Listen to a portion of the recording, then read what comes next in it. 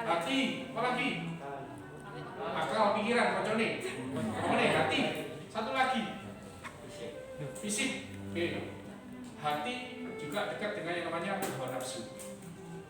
Kalau manusia terjebak hanya di hawa nafsu, yang penting urip yo mangan tok wis. Mangan itu untuk hidup, hidup itu untuk makan. Dia terjebak pada situ. Yo kamangan tok, yo kebutuhan biologis macam ya. Dan dewasa semua ya. Seks misalkan ya. Dan dia berkutat hidupnya hanya dimakan dan seks dan lain-lain yang hubungannya dengan fisik. Maka maupun dia masih di sini. Masih di sini, di makhluk. Tetapi ketika dia masuk menggunakan akal pikirannya dan hatinya untuk mengontrol yang namanya nafsu, maka dia naik tingkat menjadi seorang insan. Ayo jangan kalian masih makhluk apa sudah insan? Apa Pak bedone? Kalau subuh enak-enak kemulan, as-sholatu khairum minan naum. Dengar gak? Tani apa narik mulu? Ayo, dengar udah bagus. Oh, sih gak plus Pak. Tahu-tahu jam 8 Pak. Mana enggak pengalaman kita? Enggak Pak, saya enggak jam 8, 9 Pak. Ya, salah satu cirinya itu. Kemudian ketika ada orang yang berbicara kebaikan, makanya orang kalau melafatkan Allah itu rasanya apa? Nah, itu diinsan. Apa Pak? Karena kalian mengutamakan fisik dibandingkan dengan ruhaninya, maka terjebak di makhluk. Tapi kalau kalian lebih mengutamakan rohaninya daripada fisiknya, kalian sudah berada di insan.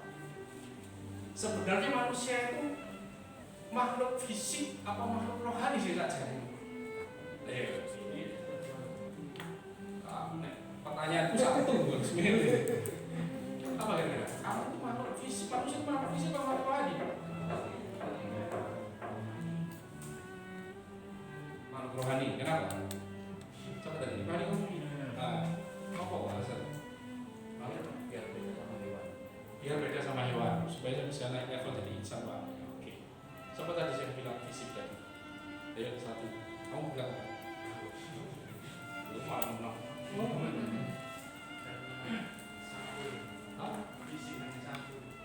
Fisik hanya sabun.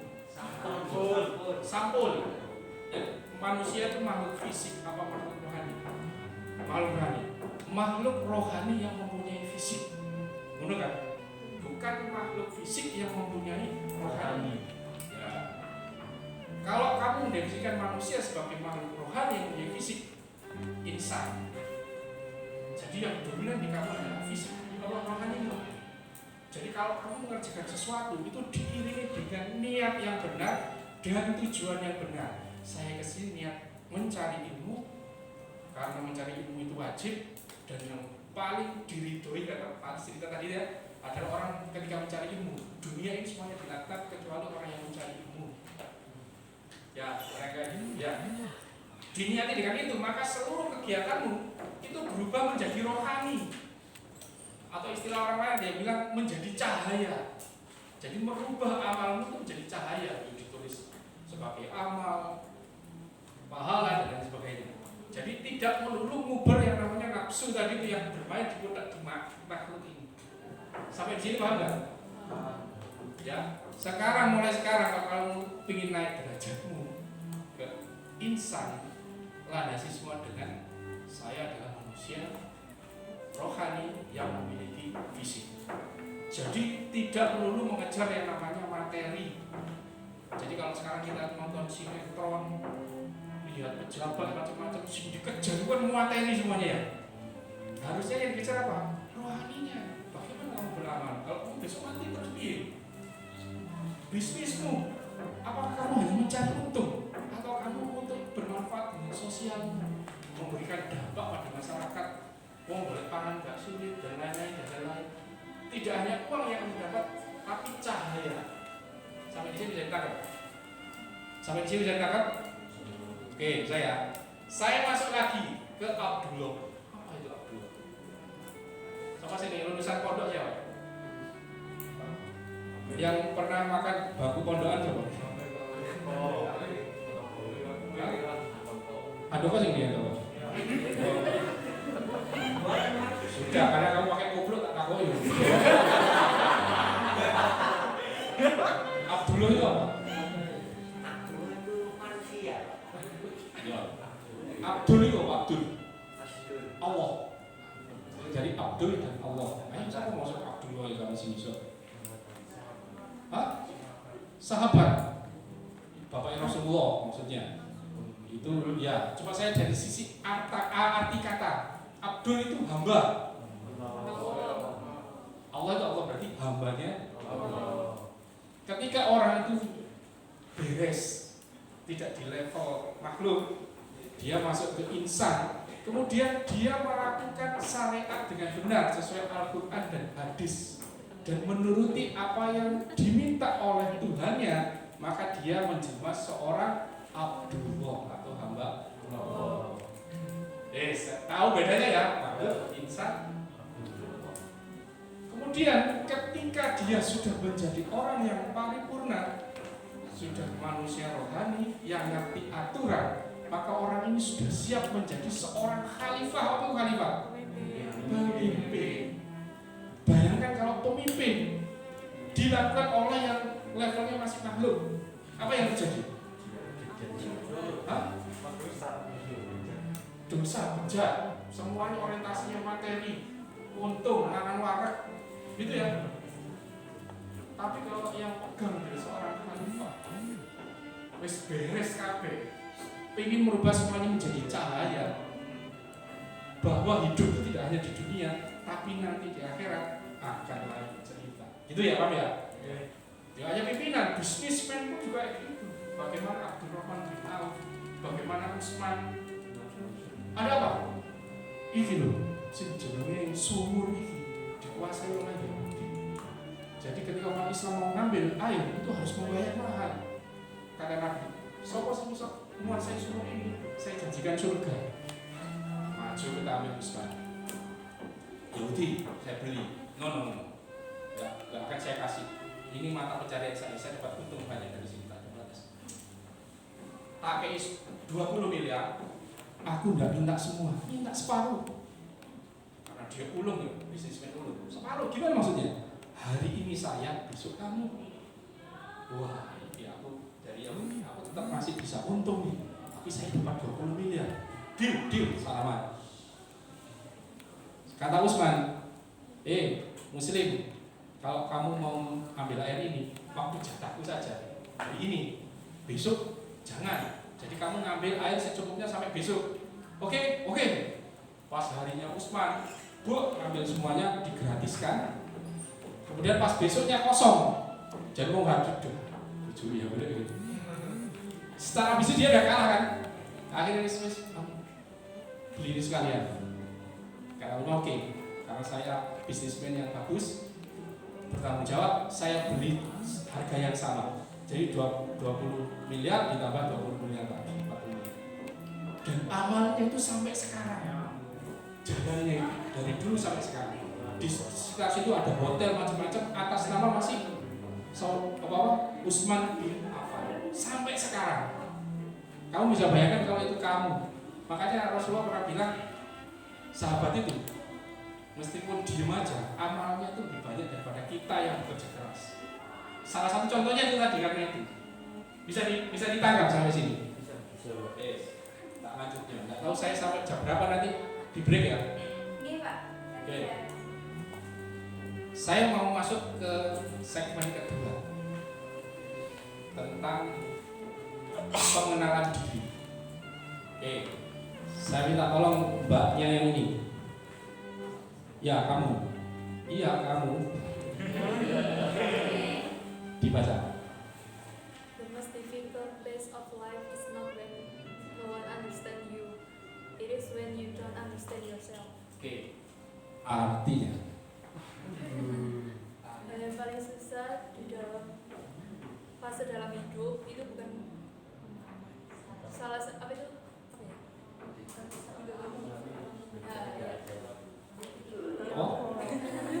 is not when no one understand you.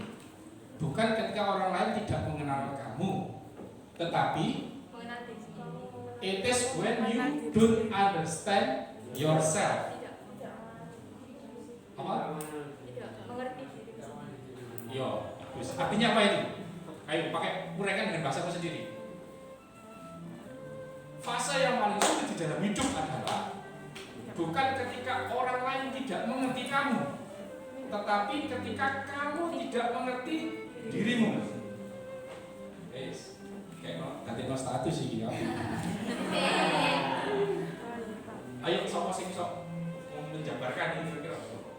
Ayo arek kawi itu. Siapa yang kira bisa menjabarkan ini?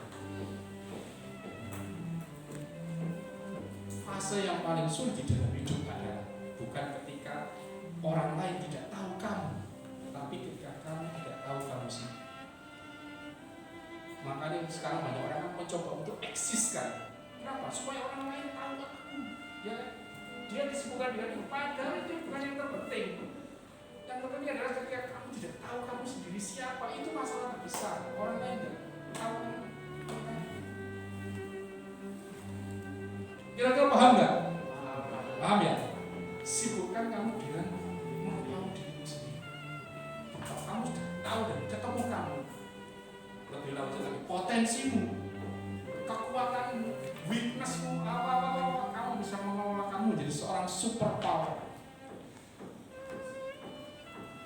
Tapi kalau kamu tidak tahu dan sibuk eksis kemana-mana, aku loh jagoan, soalnya aku dulu sibuk ngomong ini, iya tak? Orang gitu, orang akan kepo dan enggak baik. Orang-orang mencari suatu kelemahan. Kalau kamu disibukkan dengan mencari jati dirimu dan kamu menemukan dan kamu memanfaatkan itu untuk kepentinganmu yang lebih bagus, merubahnya menjadi cahaya, gak usah ngomong, orang sudah beli. Ini hari itu aku percaya. Bisa dilakukan? Bisa. Diri manusia. Nah, ini saya review tadi. Adalah makhluk ciptaan Allah Subhanahu wa taala. Nah, ini kata-kata yang wah klise banget. Tapi banyak orang yang terjebak tidak paham. Aku adalah binatang jalan dari kumpulan yang terbuang. Kamu itu ciptaan Allah Subhanahu wa taala. Kabeh urusan beres. Bismillah, kepingin kuliah, keturunan. Karena kamu mintanya sama Allah pada penciptanya. Ini minta nama dia bapakmu berkaruan.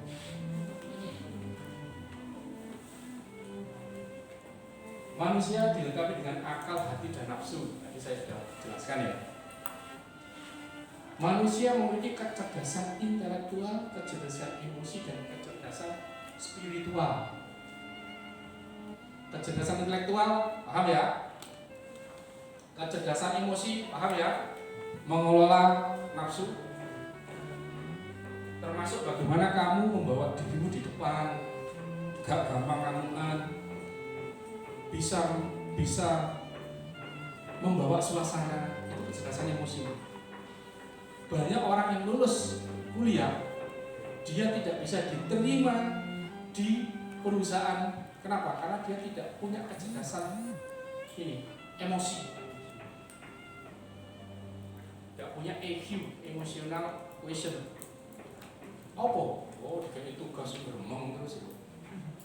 Dulu menyerah, dulu wah, tidak punya semangat untuk menyelesaikan dengan baik, tidak bisa berkolaborasi dengan temannya, bengkerengan toh ae. Ya, kenapa? Ini tidak punya kecerdasan emosi. Hati-hati, banyak orang kuliah lulus pintar, tapi di kecerdasan emosionalnya nol ya. Dia kesulitan ketika dia harus bekerja atau dia harus membuka usaha sendiri.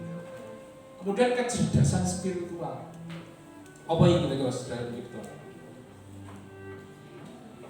Yang ada yang punya dengan spirit pak. Spirit itu apa? Roh.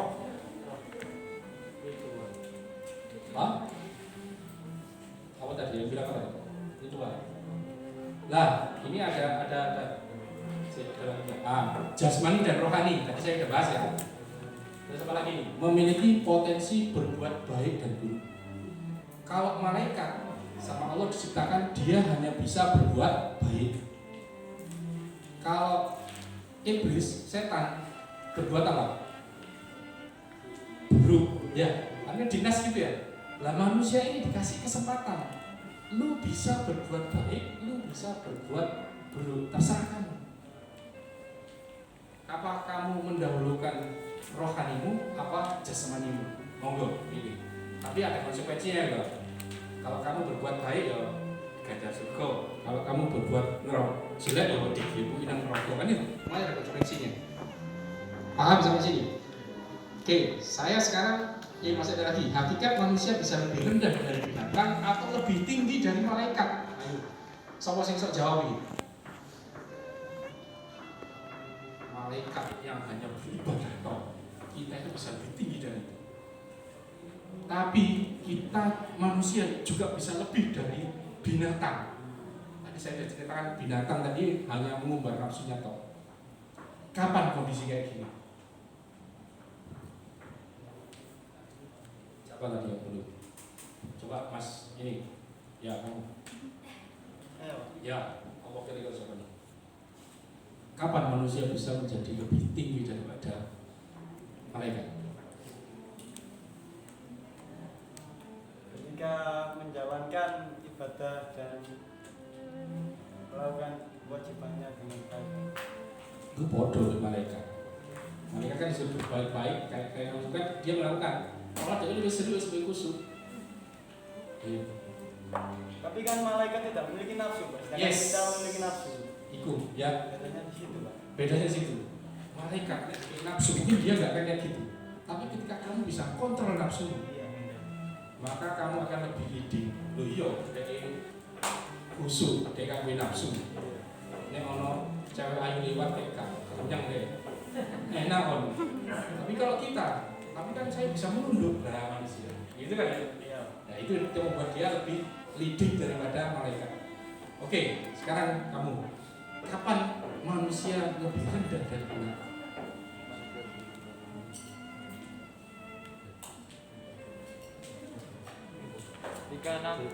Ketika manusia itu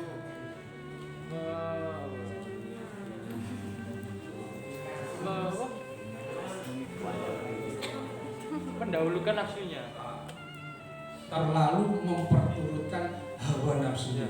Nek ngono levelnya sama-sama binatang. Kenapa? Ya bodoh-bodoh nafsu nih. Binatang itu hanya dikontrol dengan nafsu. Pingin makan, pingin menikah dia. Wis bahwa itu nang tengah jalan ini dia lakukan itu ya.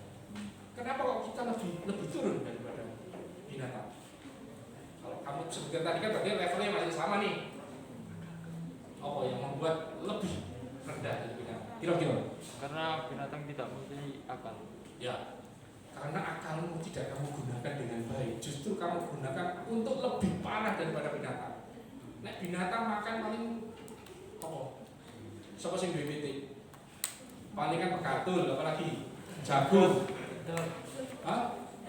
Dada, apalagi juga sisa. Tapi nek menungso, aspal, meneh. Aspal dimakan. Solar dimakan, Batu bara. batu bara dimakan. Iya, betul. Ya kan? Dikorupsi sama dia. Iya, Dimakan. itu ya. Dampak kerusakannya, sangat buruk. Oke.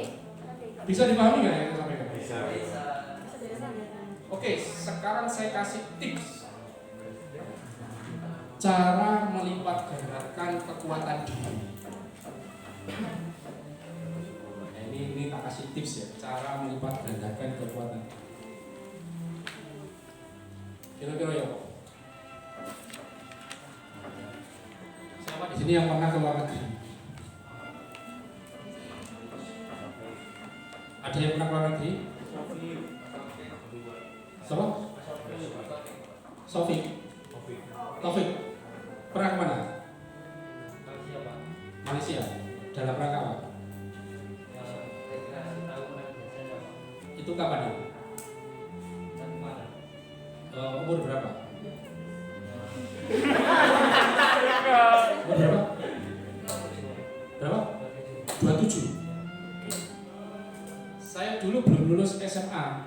termasuk sombong ya, supaya kalian bisa belajar. Saya belum lulus SMA, saya sudah ke Thailand, saya sudah ke Singapura. Soge bapakmu Pak? Enggak. Saya dulu ikut kejuaraan silat sampai level ikut juara dunia di Thailand. Itu kerja keras. Saya melakukan sendiri. Kalau saya kepingin ke sana, maka harus ada sesuatu yang harus saya bayar. Oh ya, saya berlatih dengan keras untuk ikut sebuah turnamen sampai ikut ditari sampai level itu. Di level perusahaan waktu saya bekerja, tadi saya sudah sebutkan di awal lah, saya sudah kemana aja. Caranya apa Pak? Ya kalian harus bisa melipat gandakan kekuatan diri.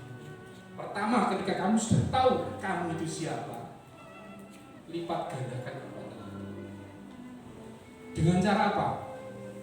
Tak kasih rumus ya. Siapa yang jago matematika di sini? 1 dibagi 0 sama dengan berapa? Ayo, ada yang bilang tadi, bagus itu tadi. Ya, tak terima. Kalau 1 dibagi 1 berapa? 1 dibagi 2 setengah, tambah 1 dibagi 3 sepertiga. Pembaginya semakin banyak semakin kecil enggak? Tapi kalau pembaginya adalah 0, maka tak ingat. Ini apa yang saya pilih? Dan pasir. Sekarang anggap seluruh ini pada pasir. Tidak ada orang sama sekali kecuali kamu ada pada pasir. Bumi apabila diibaratkan dengan langit pertama, itu seperti sebuah cincin yang kamu lempar di padang pasir yang sangat luas sekali. Pegang cincin itu, lempar sejauh-jauhnya. Hilang nggak?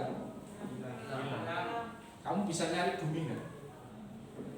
Kamu bisa nyari bumi yang satu cincin nggak? Nggak bisa. Wis hilang belum? Sudah hilang belum? Saya tambahin. Langit kedua itu ibarat langit pertama hanya sebuah cincin dan kamu lempar ke lautan pasir seperti ini. Langit pertama tadi hilang nggak? Manusia dibandingkan bumi kira-kira ono gambare gak dijembreng bumi ini. Kamu dibandingkan bumi kelihatan nggak? Bumi kamu dibandingkan langit satu tadi ada nggak kamu? Wes hilang gurun kamu. Saya tak ngomong langit 2, saya tak ngomong langit 3. Langit 3 adalah langit 2 tadi. Cincin 1 lempar lagi di sana, hilang nggak kamu? Kamu bisa mendefinisikan kamu nggak? Begitu sampai 7 Sidratul Muntaha. Saya tanya, masih ada nggak kamu? Itu cara menghilangkan. Besok hilang dulu.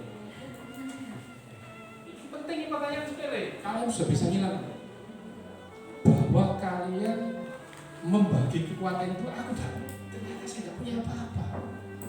Yang katanya saya gagah, bandel, semoga begini. Ya, apalagi winter pakai terus pemerintah. Apa ini? Definisikan itu. Definisikan semuanya. Ternyata tidak ada apa-apanya. Ya hilang sudah. Lah pas dikongkon ceramah yang ini saya hilangkan dulu. Supaya apa? Supaya nanti Allah masih enak. Mungkin kalian berhak mendapatkan sesuatu pengen. Bisa dipahami?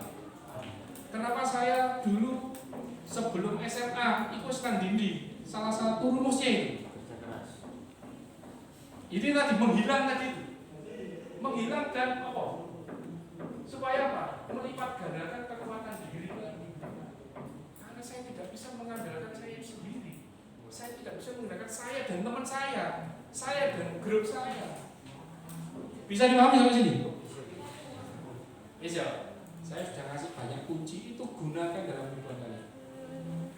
Ya, ingat-ingat ini ya. Mau tidur ngilang, enak kok. Gak tangi. Alhamdulillah. Kalau kamu sudah berdoa, hilang, gak tali, sudah enak kamu. Wayanya berarti, Pak.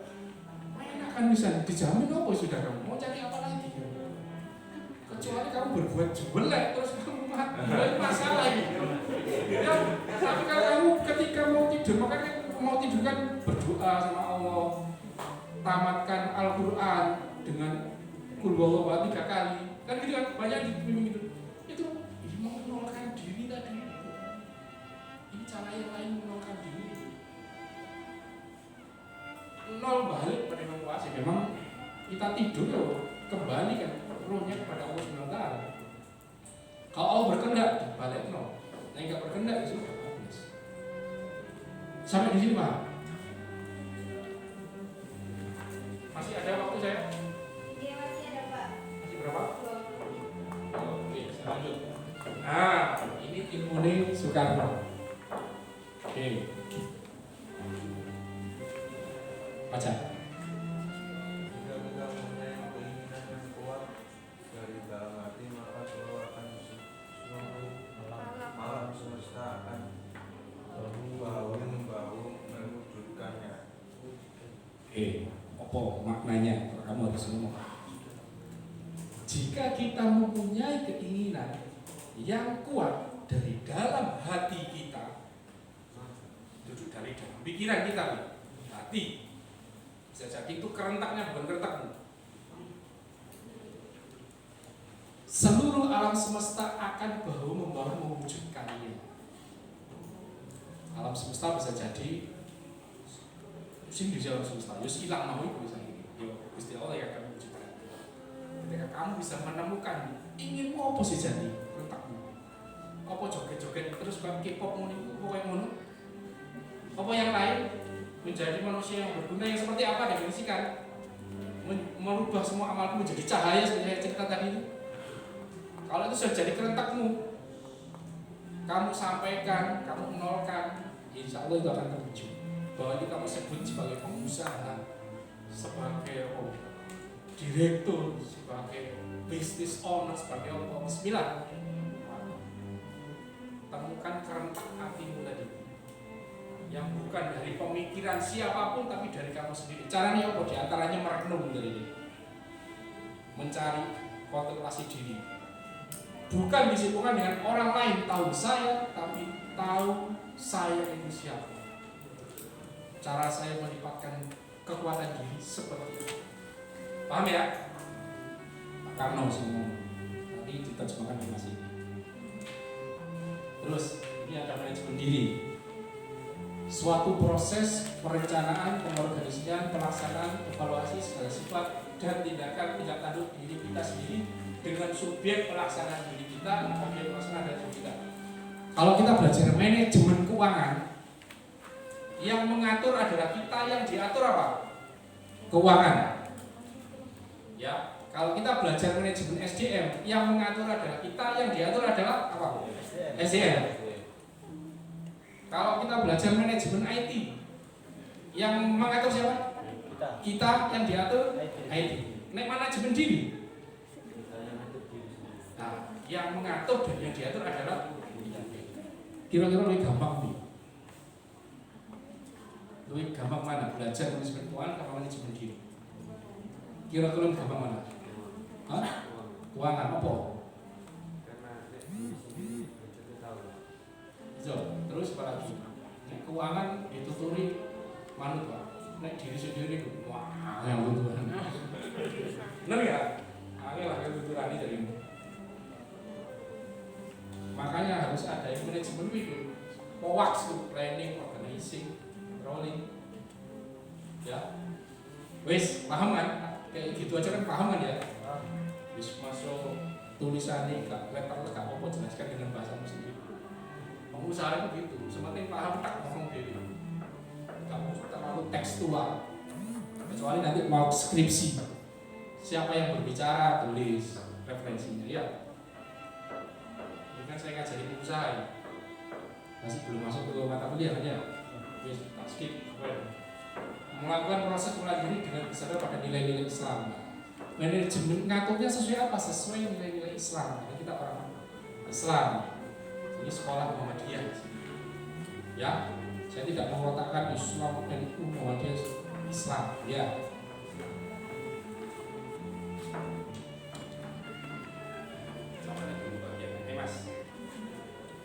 Cara mudah merubah dunia adalah dengan merubah diri sendiri menjadi lebih baik.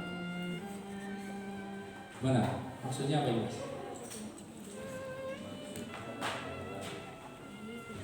Kita harus memulai itu Pak. Kalau ingin semuanya tertata dengan rapi itu harus jangan dilihat dari orang lain, tapi kita harus merubah diri sendiri terlebih dulu. Yes.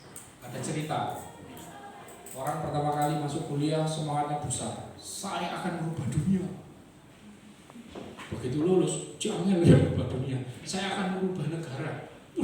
Ruwet gak kalah ruwet. Saya akan merubah Jawa Timur. Waduh, pecah sirah ini. Saya akan merubah kabupaten gak berhasil, desa gak berhasil, rumah tangga gak karu-karuan, dirinya sendiri kena narkoba.